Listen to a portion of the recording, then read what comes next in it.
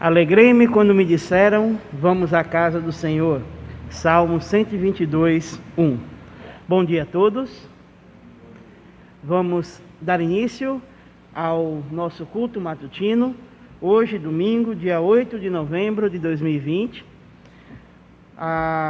Vamos iniciar o nosso culto com o tema a divisa e a nossa missão. O tema, todos comigo? Discernindo o tempo. E digo isto a vós outros, que conheceis o tempo. Já é hora de vos despertardes do sono. Romanos 13, 11, A e B. Nossa missão? Glorificar a Deus, edificar os salvos, sustentar os valores morais e espirituais do cristianismo e difundir a fé cristã. Vamos cantar ao nosso Deus o hino de número 89, O Poder do Sangue.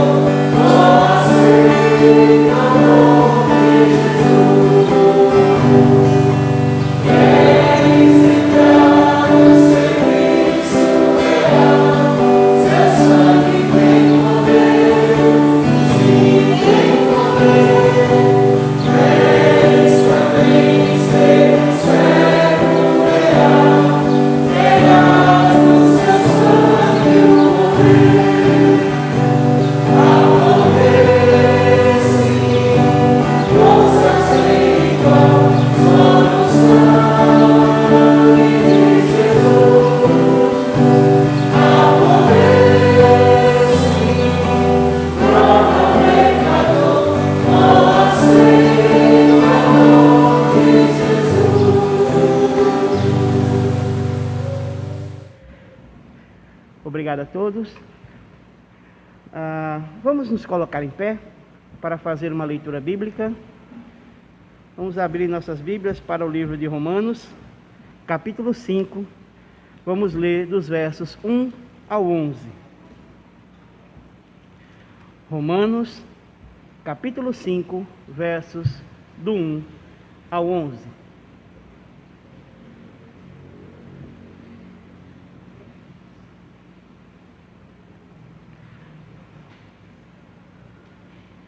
Romanos 5, versos do 1 ao 11. Vamos fazer a nossa costumeira leitura participativa, em que os homens começam, iniciando com o versículo 1, em seguida as mulheres leem o 2 e assim sucessivamente. Todos encontraram? Ok? Romanos 5, versos do 1 ao 11. Homens, começando comigo, vamos lá? Justificados, pois, mediante a fé, temos paz com Deus por meio de nosso Senhor Jesus Cristo. Por intermédio de quem obtemos igualmente acesso pela fé a esta graça para a qual estamos firmes e gloriamos na esperança da glória de Deus. E não somente isso, mas também nos gloriamos nas próprias tribulações, sabendo que a tribulação produz perseverança. E a perseverança, experiência. E a experiência, esperança. Ora, a esperança não confunde, porque o amor de Deus é derramado em nosso coração pelo Espírito Santo que nos foi outorgado.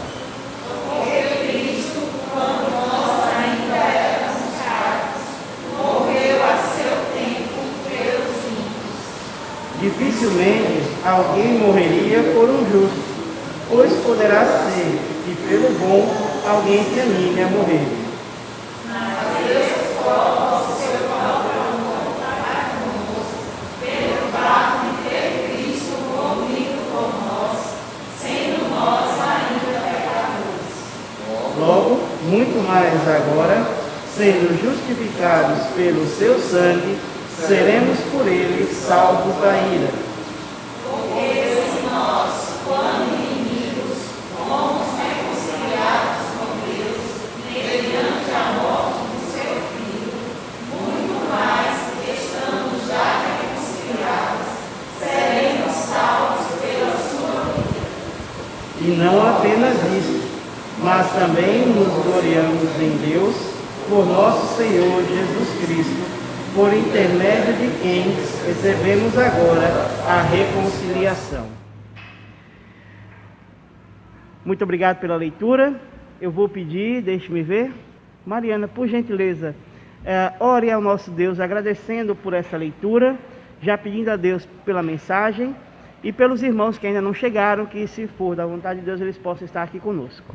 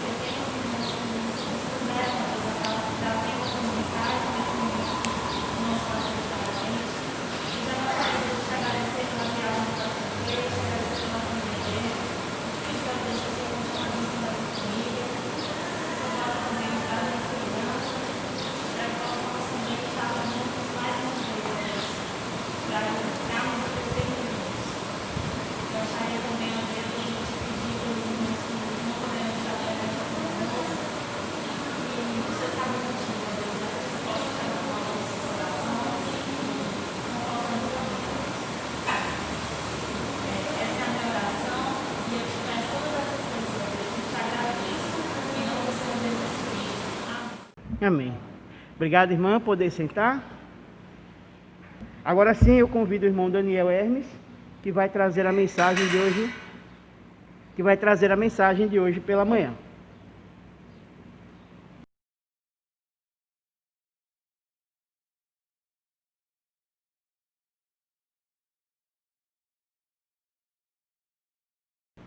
Bom dia, irmãos.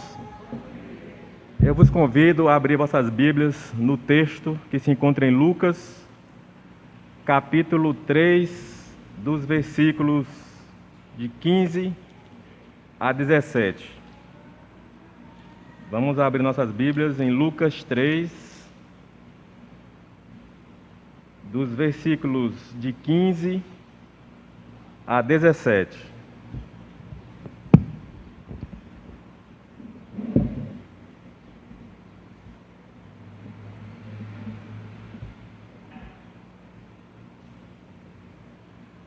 Vamos ler em uníssono, irmãos, esses 3 versículos. Lucas 3, de 15 a 17. Todos já encontraram? Então vamos ler, todos. Estando o povo na expectativa e discorrendo todos no seu íntimo a respeito de João, se não seria ele, porventura, o próprio Cristo. Disse João a todos: eu, na verdade, os batismo com água, mas venho que é mais poderoso que eu, do qual os soltinhos desatarem as correias das sandálias. Ele os batizará com o Espírito Santo e com fogo. A sua pá ele a tem na mão, para limpar completamente a sua ira e recolher o brilho do seu celeiro. Porém, queimará a palha em fogo extinguível. Amém. Obrigado, irmãos. Podem sentar. Vamos orar a Deus mais uma vez. Pai Santo, a Tua palavra foi lida e agora, Deus, colocamos na Tua presença esse momento e clamamos a Deus por Tua misericórdia, por Tua inteira direção, para que as falhas do Teu servo não sejam um empecilho para a transmissão da Tua palavra, que ela nos edifique e nos faça crescer em santidade para as nossas vidas. É pelos méritos do nosso Senhor e Salvador Jesus Cristo que nós te oramos e já agradecemos. Amém. Irmãos, enquanto o irmão Jean conclui ali o slide, eu já vou adiantar que o tema aqui da nossa homilia dessa manhã é uma cosmovisão bíblica. Uma cosmovisão bíblica. Uma definição, irmãos, assim, um resumo da definição de cosmovisão, segundo os dicionários, é a seguinte: cosmovisão é uma maneira de ver e entender o mundo, as relações humanas e os papéis dos indivíduos na sociedade, assim como respostas a questões básicas como a finalidade da existência humana, ou seja, a visão de mundo. E pensando, irmãos, nessa definição sobre cosmovisão, eu me lembrei de um livro que eu li na minha infância, né? Quem é aqui da minha geração, talvez tenha lido também, o irmão Tony, eu acho que o irmão Wagner, Luzinete. Não, Luzinete não, né? Era adolescente na época, era criancinha, né, bebê? Certo. Então, o nome do livro é Poliana. Quem já leu esse livro, Poliana? Ninguém. Sarinha. Muito bem, Sarinha. Esse livro, irmãos, tem como personagem principal uma criança de 11 anos, que, aliás, ela ficou órfã aos 11 anos. Então, ao ficar órfã aos 11 anos, ela foi morar com uma tia que ela não conhecia e era bastante rígida. E ela tinha, irmãos, um modo muito característico e peculiar de viver. Ela se baseava em uma brincadeira que o pai dela ensinou enquanto ele era vivo. que se chamava Brincadeira do Ficar Contente. Na verdade, essa brincadeira era um modo de ver o mundo, era um modo de enxergar o mundo e um modo de viver de acordo com essa visão de mundo, que era o seguinte: ela buscava ver algo bom, ficar contente em qualquer situação da vida. Por mais difícil ou triste aos nossos olhos pudesse ser a situação, ela sempre buscava tirar algo bom e algo com que ela ficasse contente nessa situação.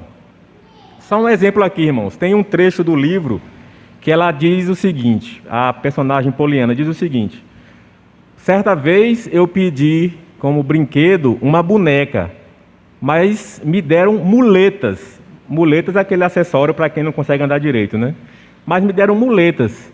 Mas eu me alegrei nisso porque eu me conscientizei que eu sou saudável e não preciso dessas muletas. Perceberam então, irmãos? Era uma cosmovisão que ela tinha, de enxergar nas coisas, mesmo sendo ruins ou difíceis, algo que a deixasse contente. Então, isso é um exemplo de cosmovisão. E aqui, irmãos, no texto que nós lemos, a palavra de Deus, aqui no início desse capítulo 3, ele descreve o começo do ministério do profeta de Deus, João, o Batista, que pregava batismo de arrependimento para a remissão dos pecados, o que é, na verdade, a essência do Evangelho. Era isso que o João Batista pregava. Ele, então, foi usado por Deus como uma ponte entre a antiga e a nova aliança.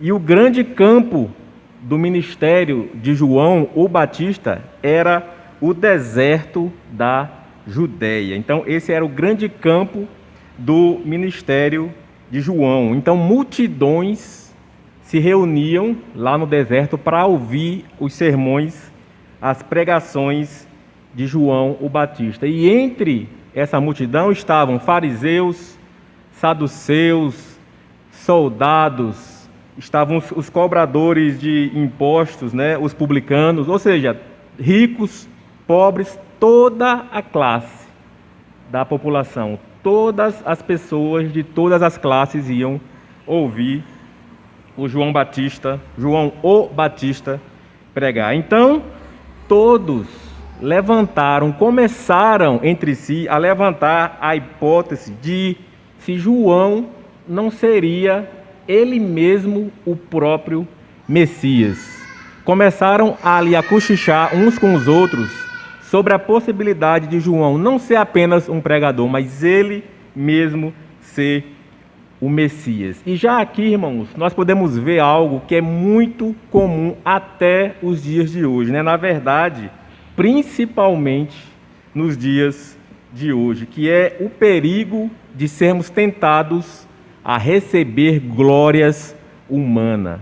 O perigo de sermos tentados a nos exaltarmos por recebermos glórias humanas e enchermos o nosso ego, inflarmos o nosso ego e agirmos como um ladrão da glória que só pertence a Deus. Mas João, como um verdadeiro servo de Deus, ele não se deixou levar em relação a esses elogios, ou seja, a essa hipótese que foi levantada dele mesmo ser o Messias, e ele responde ao povo, ele responde a todo o povo que queria exaltá-lo, dando uma resposta que mostra que ele possuía o entendimento e a visão do mundo baseada na palavra de Deus, ou seja, ele possuía uma cosmovisão bíblica. João nos mostra que ele possuía uma cosmovisão bíblica. E baseado nisso tudo, irmãos, que foi dito até agora, eu gostaria de propor o seguinte. Se eu acertar aqui, né? Isso. Alguns pré-requisitos são necessários para que possamos desenvolver e demonstrar uma cosmovisão bíblica. Então, nós vamos extrair desse texto exemplos que João o Batista nos dá, que vai nos demonstrar, vai nos ensinar que são pré-requisitos necessários para que possamos desenvolver e demonstrar uma cosmovisão bíblica. Então, nós vamos tirar desse texto 3 exemplos que podem nos ser dados como pré-requisitos necessários para desenvolvermos e demonstrarmos uma cosmovisão bíblica. Então, irmãos, o primeiro exemplo que nos servirá como um pré-requisito necessário para desenvolvermos e demonstrarmos uma visão bíblica nos vem dos versículos 15 e 16. Então eu peço que um irmão, por favor, por gentileza, leia mais uma vez os versículos 15 e 16.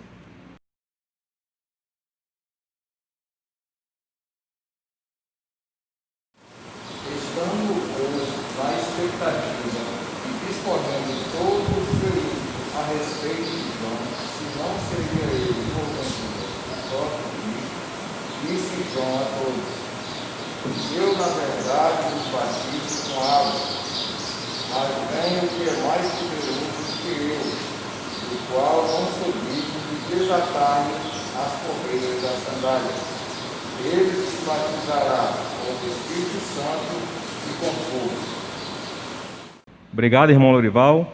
Então, irmãos, baseado nesses versículos que o irmão Lorival leu, o primeiro pré-requisito necessário para que possamos desenvolver e demonstrar uma cosmovisão bíblica é esse: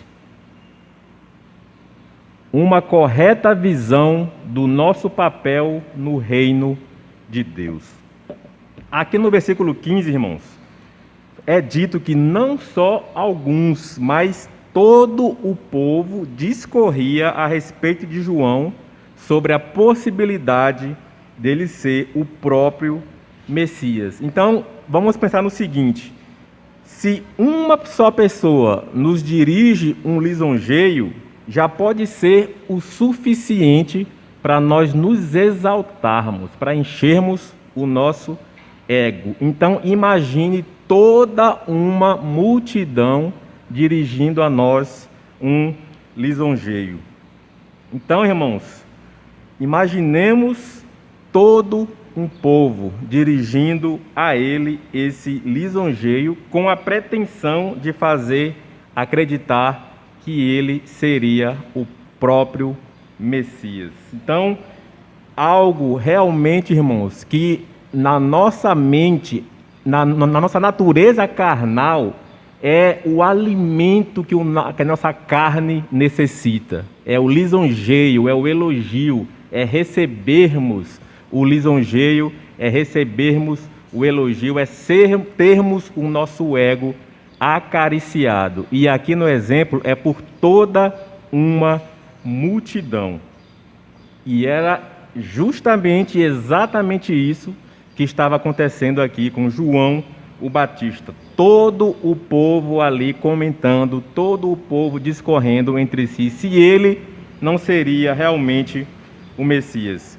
Mas a resposta que João o Batista dá, que está no versículo 16, quando ele diz: eu, na verdade, vos batizo com água, mas vem o que é mais poderoso do que eu, do qual não sou digno de desatar-lhes as correias das sandálias. Ele vos batizará com o Espírito Santo e com fogo. Então, irmãos, essa resposta mostra que João, ele tinha a correta visão de mundo, ele tinha a verdadeira cosmovisão bíblica. Ele não recebeu para si esse lisonjeio. Ele, por possuir essa cosmovisão bíblica, sabia que aquelas palavras não eram devidas a ele.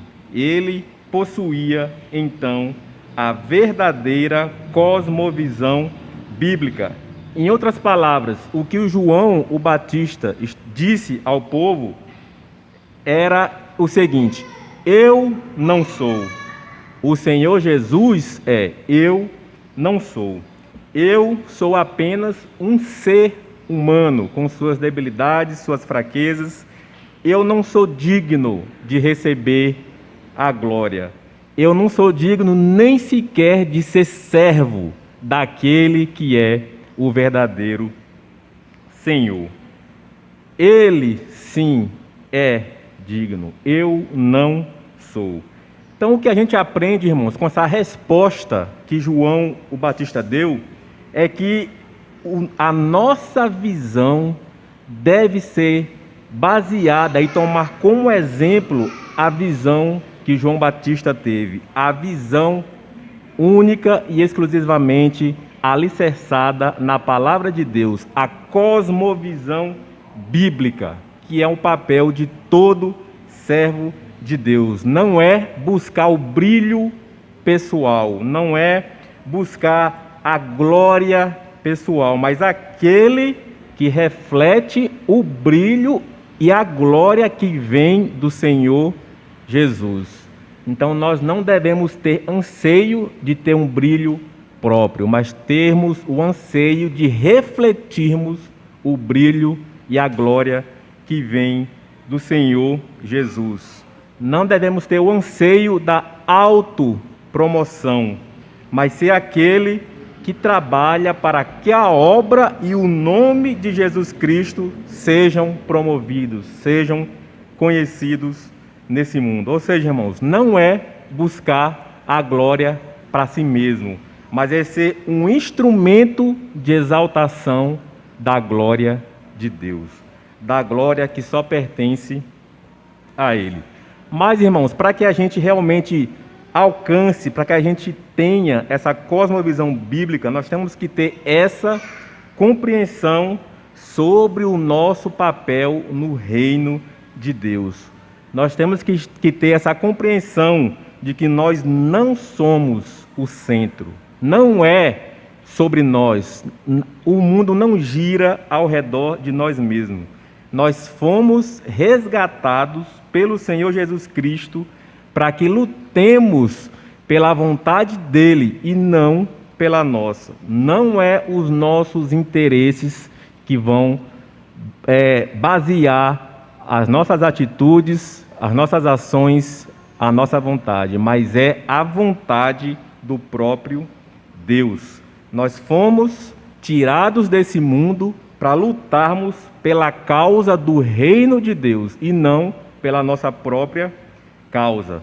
Fomos tirados do mundo para fazer valer a vontade do nosso Senhor Deus e não a nossa própria vontade. E só seremos capazes de fazer isso, de realizar aquilo pelo qual Deus nos arregimentou, se nós tirarmos os olhos de nós mesmos e mantermos os olhos fixos no Senhor Jesus Cristo.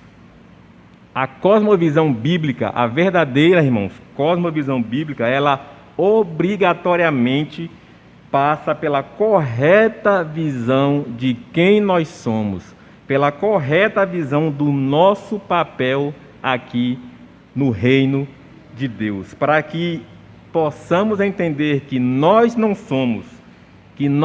somos o centro, que o brilho não é nosso, mas nós servimos e apontamos para aquele que é sim o centro de tudo e digno de receber toda a honra e toda a glória. Então, para que nós tenhamos a verdadeira visão do mundo, ou seja, a cosmovisão bíblica, o primeiro requisito é que nós tenhamos essa visão correta do nosso papel no reino de Deus. E dando aqui, irmãos, prosseguimento à nossa homilia, nós vamos agora extrair desse texto um segundo exemplo que vai nos servir como um pré-requisito necessário para que possamos desenvolver e demonstrar uma cosmovisão bíblica. E esse segundo exemplo nos vem do versículo 16. Eu peço que, por gentileza, algum irmão leia o versículo 16. Eu, na verdade, vos batizo com água, mas vem o que é mais poderoso do que eu, do qual não sou digno de desatar-lhes as correias das sandálias. Ele vos batizará com o Espírito Santo e com fogo. Obrigado, irmão Theo. Então, de acordo com esse versículo que o irmão Theo leu, o segundo pré-requisito para que possamos desenvolver e demonstrar uma cosmovisão bíblica é esse: uma correta visão da nossa dependência do Senhor no reino de Deus. Irmãos, o que o João Batista quis dizer aqui nesse versículo, quando ele afirma: eu, na verdade, vos batizo com água, mas vem o que é mais poderoso do que eu, do qual não sou digno de desatar-lhes as correias das sandálias. Em outras palavras, o que ele quis dizer, irmãos, é que como um simples pregador, como uma pessoa fraca, débil, impotente, ilimitado, eu dependo totalmente do poder infinito do Senhor Jesus Cristo. O que ele quis dizer é que nós somos fracos, mas Ele, o Senhor, é o Todo-Poderoso. E eu, o João Batista afirmando, eu anuncio o Cristo Todo-Poderoso. Então, isso é um exemplo também para nós como servos de Deus. Nós somos fracos, débeis, limitados, mas nós somos aqueles que anunciamos aquele sim que é o Deus Todo-Poderoso. E tomando, irmãos, com base no que já foi dito aqui no primeiro ponto, João o Batista, então, ele faz essa analogia sobre quem ele é e quem Jesus Cristo é. Como se fosse assim, ele diz: eu não sou, mas Ele é. O Senhor Jesus é, sim, o Cristo, o Messias. Eu sou apenas um ser humano fraco, mas Ele é o Deus Todo-Poderoso.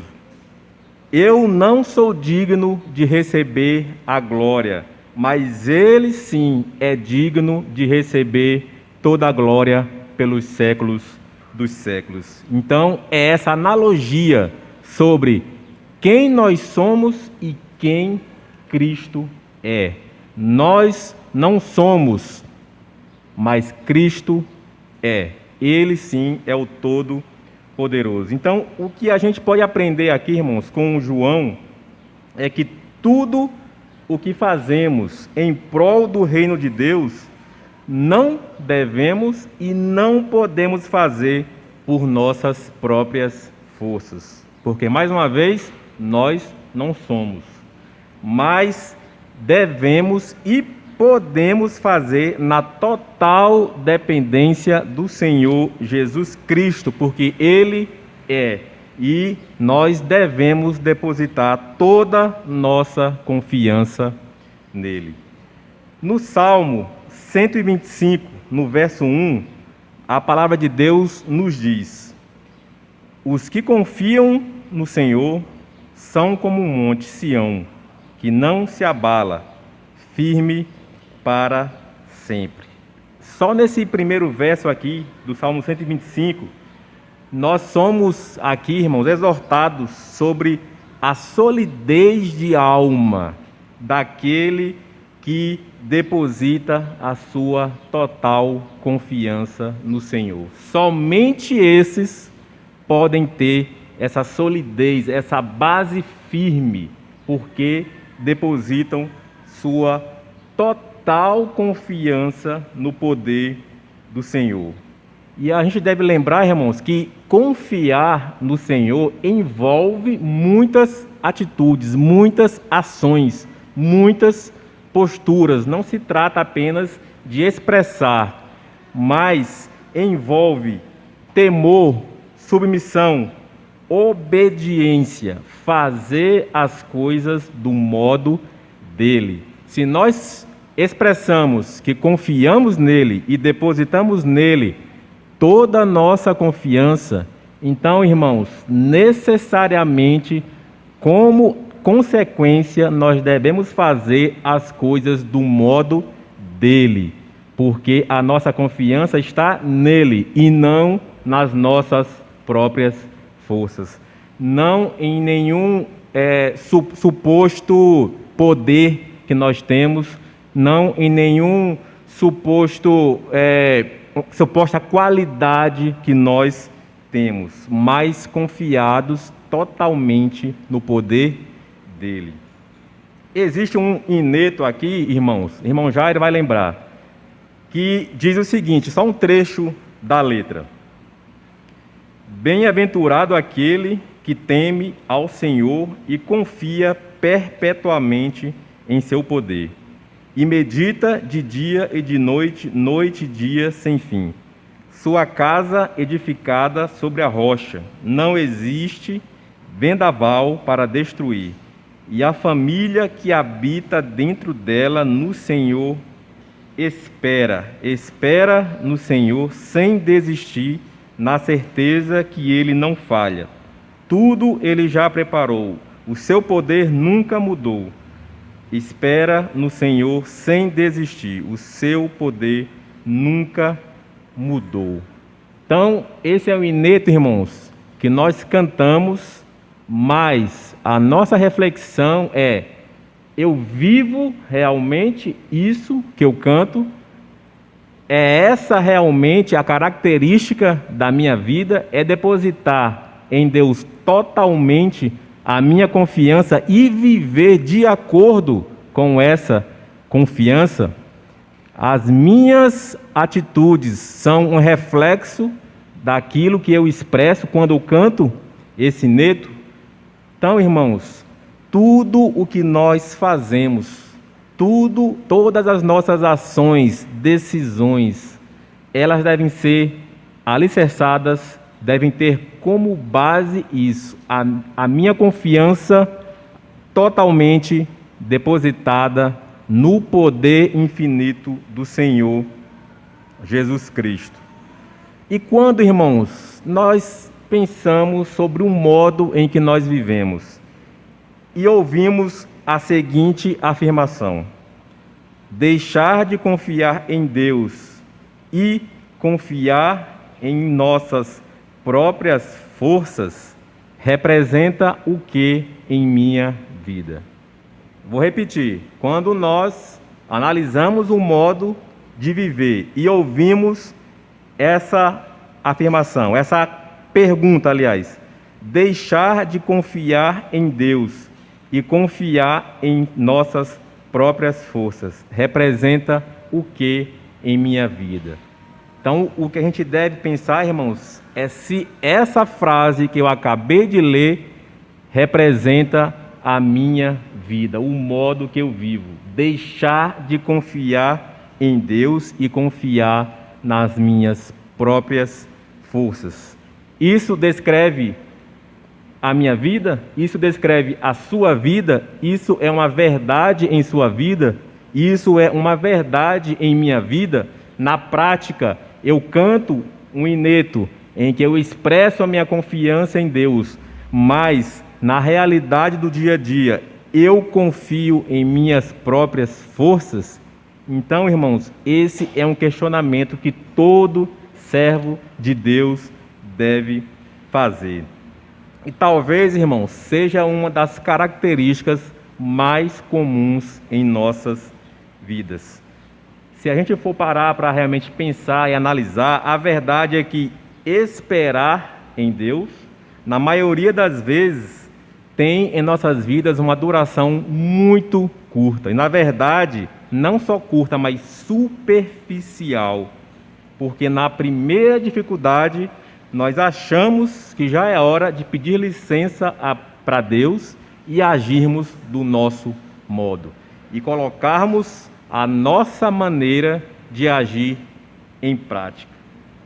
Então, isso que nós expressamos nesse ineto, Jairo, que é baseado inclusive no Salmo 128, que é esperar no Senhor, confiar em seu poder de modo perpétuo, deve ser, irmãos, uma característica que define a vida do crente. Não deve ser apenas uma letra de um ineto que cantamos, mas deve ser a característica que define a vida de um crente. E para isso, irmãos, nós temos que realmente ter essa visão correta da dependência do Senhor, da nossa dependência do Senhor aqui no reino de Deus. Então, esse é um segundo pré-requisito para que tenhamos uma cosmovisão bíblica, é termos total consciência de que somos totalmente dependentes do Senhor aqui no seu reino. E só poderemos ter uma verdadeira cosmovisão bíblica se tivermos essa visão correta da nossa dependência do Senhor. E para a gente concluir, irmãos, com um terceiro exemplo que vai nos ensinar mais um pré-requisito para que possamos desenvolver e demonstrar uma cosmovisão bíblica, eu vou pedir para um irmão ler, por gentileza, o versículo 17, para a gente extrair um terceiro pré-requisito para que possamos demonstrar uma cosmovisão bíblica. Por favor, algum irmão leia o versículo 17.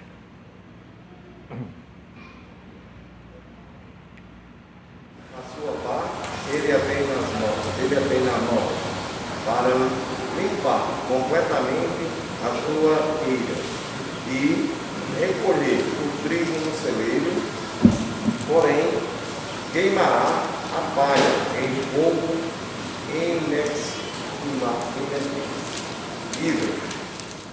Obrigado, irmão Theo. Então, de acordo com esse versículo que o irmão Theo leu, o terceiro pré-requisito para que nós possamos desenvolver e demonstrar uma cosmovisão bíblica é esse: uma correta visão do propósito de Deus para o seu reino. Então, o que João o Batista quis dizer aqui nesse versículo, irmãos? O que João Batista está aqui afirmando?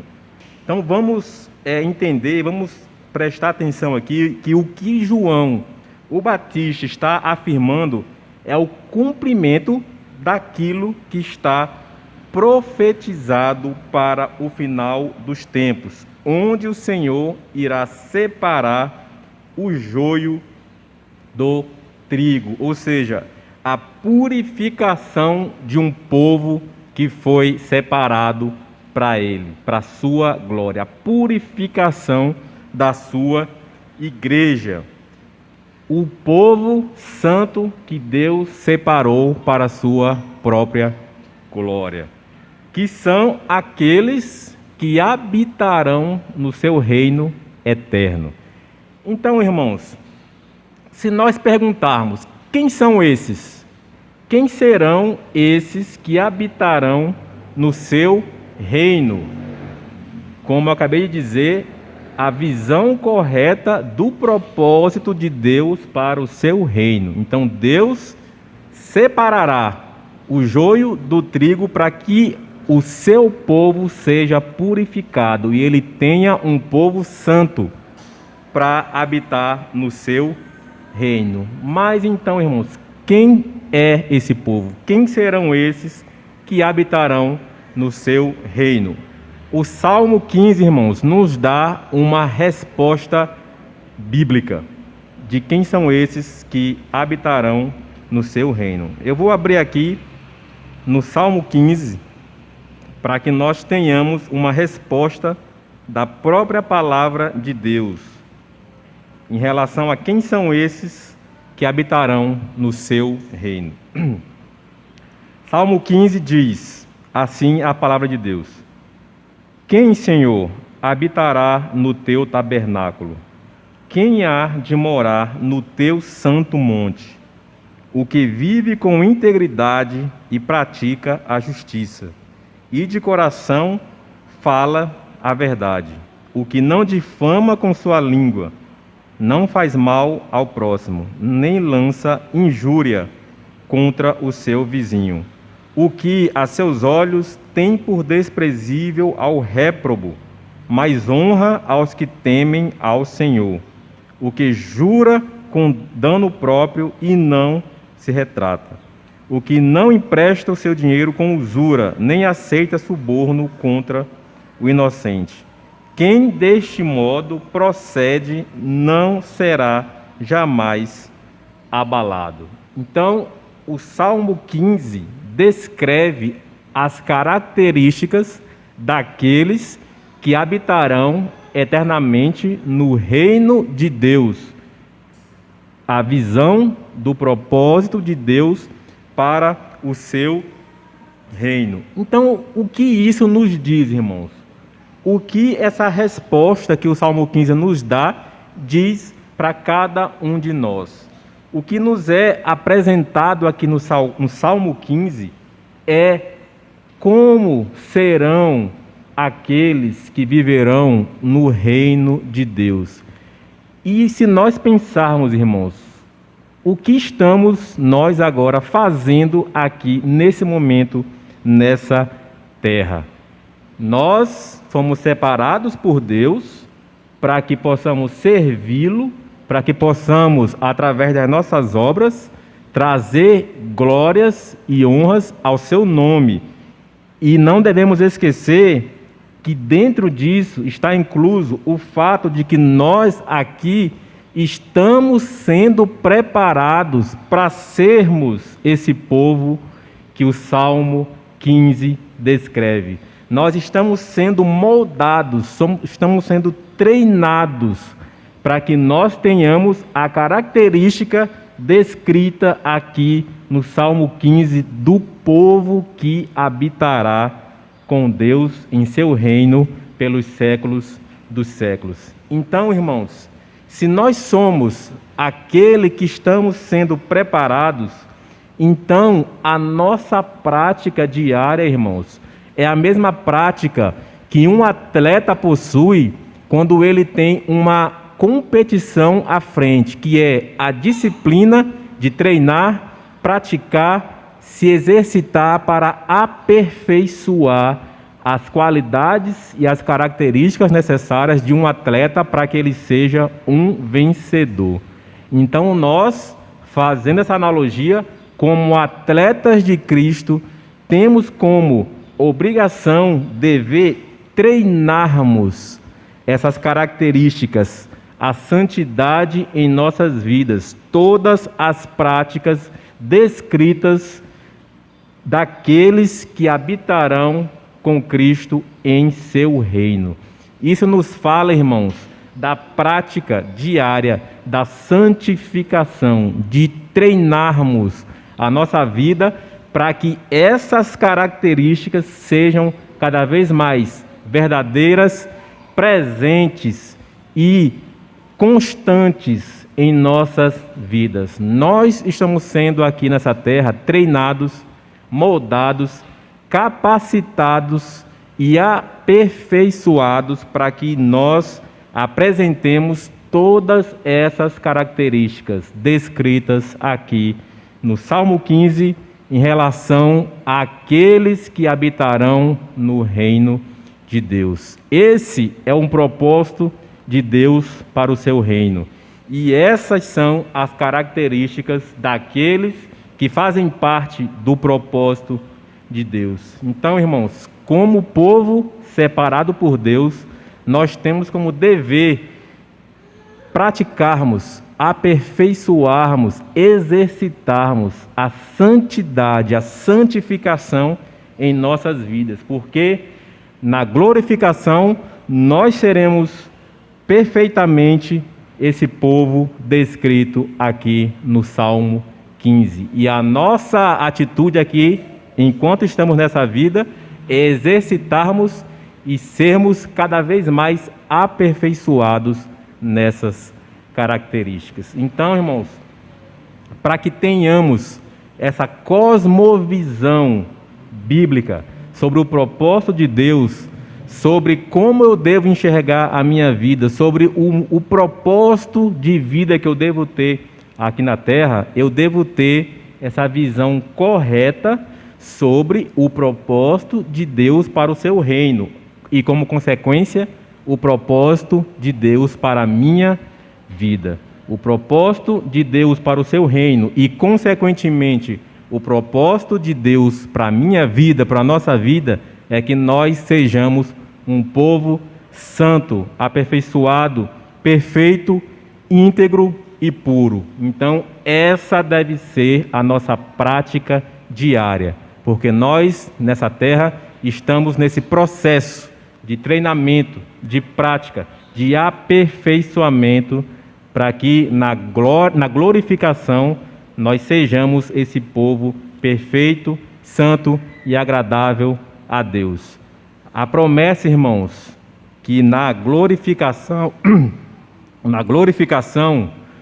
Jesus Cristo, quando tiver glorificado o seu povo, a sua igreja, e estiver de frente dele, esse povo perfeito e santo, ele irá levar diante do trono do Deus Pai, como um presente que ele oferece ao Deus Pai. O Deus Pai o presenteou com a igreja, Jesus Cristo aperfeiçoará, glorificará a sua igreja, e Jesus Cristo, então, devolverá como um presente ao Deus Pai a sua igreja perfeita. E a gente, irmãos, talvez não faça noção correta do nosso dia a dia de quão somos agraciados por fazermos parte de algo tão grandioso. Nós somos um presente perfeito que o Senhor Jesus Cristo apresentará diante do trono do Deus Pai. Nós fazemos parte de algo tão grandioso como isso. Então, para que a nossa visão seja realmente uma cosmovisão bíblica verdadeira, nós devemos ter essa correta visão do propósito de Deus para o seu reino e, consequentemente, do propósito de Deus para nossas vidas. Então, irmãos, como foi dito aqui nessa manhã, para que nós tenhamos uma correta cosmovisão bíblica, devemos entender e devemos possuir essas três visões, que é uma visão correta do nosso papel no reino de Deus, uma visão correta de nossa dependência do Senhor no reino de Deus e uma visão correta do propósito de Deus para o seu reino. Então, que o Senhor Deus nos dê forças e sabedoria e nos ajude a que nós desenvolvamos e demonstremos essa visão correta e assim as nossas vidas sejam um reflexo disso. Vamos orar ao nosso Deus. Senhor Deus, nós te agradecemos porque nós nada somos diante de Ti, somos fruto da Tua misericórdia, porque Teu é o reino, o poder e a glória, e nós somos abençoados porque fazemos parte de um propósito tão grandioso. Por isso nós te bendizemos e te agradecemos e expressamos nossa total dependência de Ti. E fazemos em nome do nosso Senhor e Salvador Jesus Cristo. Amém.